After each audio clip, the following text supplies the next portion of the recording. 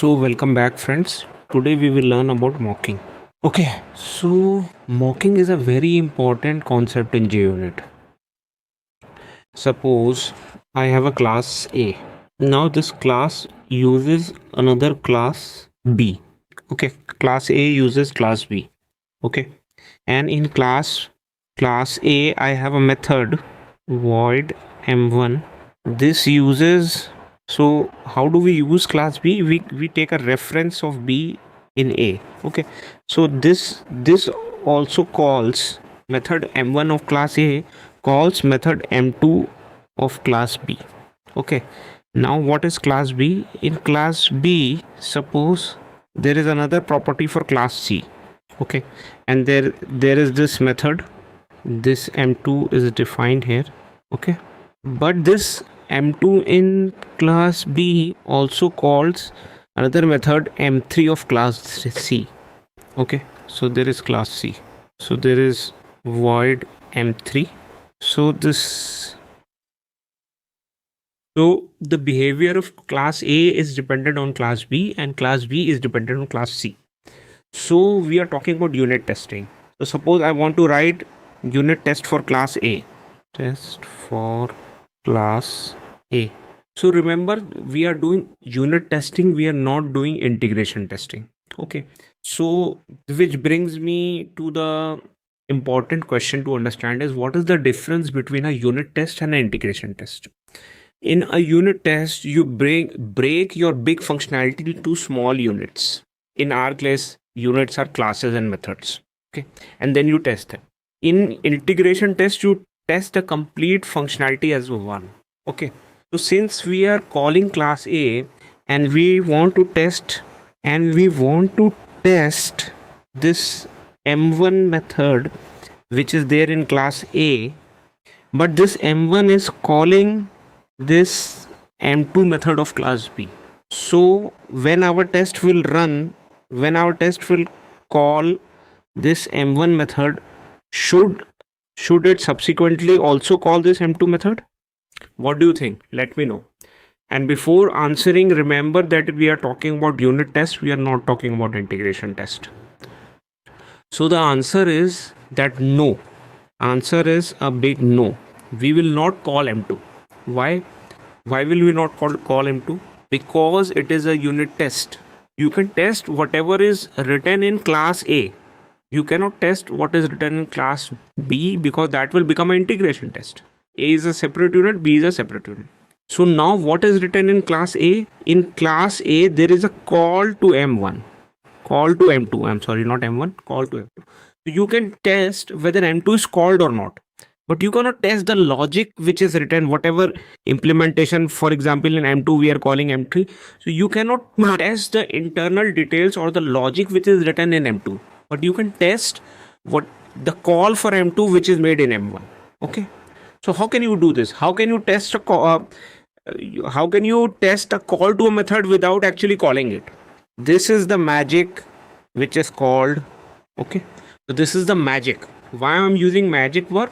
Because it's very near to magic. You are testing a call to method without actually calling it. Doesn't it sound magical? So yeah, that is why. So what mocking does is, A has this property of class B.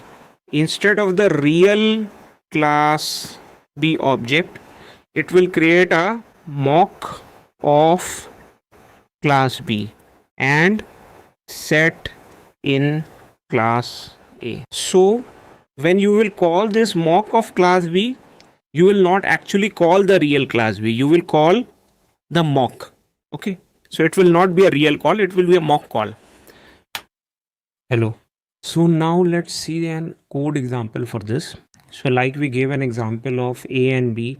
So A will be our calculator service and B will be the calculator for which we already saw the code. Okay. So the calculator service uses the calculator. Okay. So while testing calculator service, should we call the methods of calculator? For example, calculator service has computeSum method which calls the add method of the calculator. So while testing the computeSum method, should we call the add method of calculator or not? The answer is no. Why no? Because we are writing a unit test, we are not writing an integration test. Okay, so in unit testing we only test the unit. So how can we test the call to method add without actually calling it? The answer is mocking. What we will do in this calculator service test, which is a test for calculator service, we will take a property for the calculator and we will annotate it with the mock annotation. Okay, so this will create a mock of the calculator instead of the actual calculator object. Okay, and for the actual calculator service which we want to test, so for the actual calculator service which we want to test, we will use this inject mock annotation. So when we use inject mock, it will inject this mocked calculator object inside this calculator service. Okay, so in the setup method before which we have to write this openMocks. Okay, so now this is the line where we are doing our mocking. So what we need to do is, since we are not actually calling the add method, but we still need a response. Okay, because our method expects a response, so we are giving it a response that when, so we are telling Mockito is a mocking library. So we are telling Mockito, dear Mockito, when there is a call to the calculator object, which is a mock object, not the real object, with arguments 2 and 5, then don't call the actual add method, and instead of calling it, just simply return us an output which is 5. Okay, so this is a mocking rules or predefined rule set that we are giving to the Mockito. Okay, so Mockito will understand it and remember it. After that, at line number 29, this is the place where you are actually calling your calculator service computeSum method. Okay, so you will call it and you will pass the arguments a and b as 2 and 3, and you will expect the answer to be 5. If the answer is 5, then this assertion will pass. There will be no error. Otherwise, there will be an assertion error. We have seen in the previous JUnits as well. It is simpler, same to that. Okay, but you will test one more thing. You will test output which you have. So it will return this output. If you give 6 here, so it will return 6. If you give 100, it will return 100. But this is not real testing. What is the real testing? Real testing is we need to verify whether did it actually call the add method or not, and we need to do this without actually calling the add method. So this is some kind of black magic. Okay, so mocking will help us do that black magic, but we need to verify. So that is why Mockito gives us a verify method.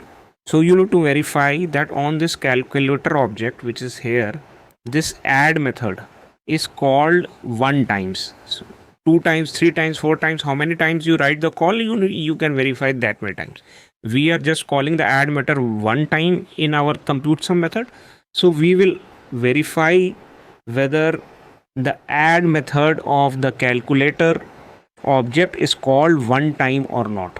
Okay, this is how we do mocking. This is a very important concept in your JUnit. Without mocking JUnit, it would have been difficult to write JUnit which will really be a unit test. They would become integration test without mocking. So this is kind of a magic which makes JUnit a real unit test. Okay, so let's debug this code. So once you debug, it will go into before each and then it will come to the real method. So if we evaluate this calculator object, you will see that it is calculator $Mockito.mock. It is not a real calculator object. If you do new calculator, whenever you create a calculator object, it is something like this, calculator and hash code. Okay, but this one is not same as this. This is mocked. It is a mock. It is not a real calculator. It looks like a real calculator, but it is a mock of the real calculator. So now we will call the computeSum method. So flow will come here. Let's put a debug inside this to see whether the flow reaches here or not. Okay, so the debug has come inside the computeSum. Okay, Now it has asserted that the output is 5 because you have mocked it here 5. And now you see it did not go inside this.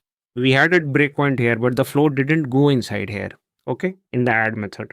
And now you can verify whether this add method of the calculator was called once or not. If it has called once, the assertion will pass. If it has not been called or called more than one times, it will fail. So we can see that there is no error, so which means it has passed successfully. So friends, this is the concept of mocking. It is a very essential concept for JUnit. Like there is Mocktail to replace the cocktail in bars. Similarly, there is mock object to replace the real objects. Okay, hope you liked it.